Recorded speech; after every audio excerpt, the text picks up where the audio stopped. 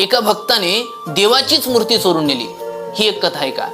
डाकोर नावाच्या गावात रामदास नावाचा ब्राह्मण राहत असे। त्यांनी 25 वर्ष द्वारकेची वारी केली आणि देवाला सांगितलं, देवा आता माझ्याकडून वारी होणार नाही, माझं शरीर थकलंय। त्यावेळेस द्वारकाधीशाने सांगितलं की रामदासा आता मला तुमच्या सोबत घेऊन चला।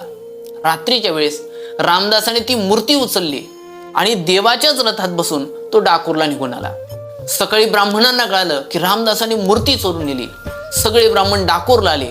रामदासांना कळालं, रामदासांनी ती मूर्ती घेतली आणि एका तळ्यात टाकून दिली। सगळ्या ब्राह्मणांनी सगळीकडे मूर्ती बघितली, कुठेच मूर्ती दिसेना। त्यांनी तळ्यात बघितली, त्यावेळेस तळ्यातून त्या मूर्तीला काढलं आणि द्वारकेकडे जायला निघाले। द्वारकाधीशाने रामदासाला दृष्टांतर दिला, या पुजाऱ्यांना सांग मला या मूर्तीच्या भारा एवढं सोनं देऊन मला ही मूर्ती विकत घ्यायची।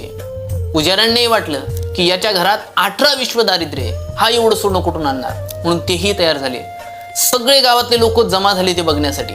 त्यावेळेस रामदास घरात गेले काही मिळतंय का बघण्यासाठी। त्यावेळेस त्यांनी बघितलं की आपल्या बायकोच्या नाकातील एक नथ त्या ठिकाणी दिसते। त्यांनी ती नथ घेतली, बाहेर आले आणि त्या पडल्यात टाकली आणि काय आश्चर्य, अतिशय जड असणारी द्वारकाधीशाची मूर्ती नथ टाकल्यानंतर सहज तोलल्या गेली।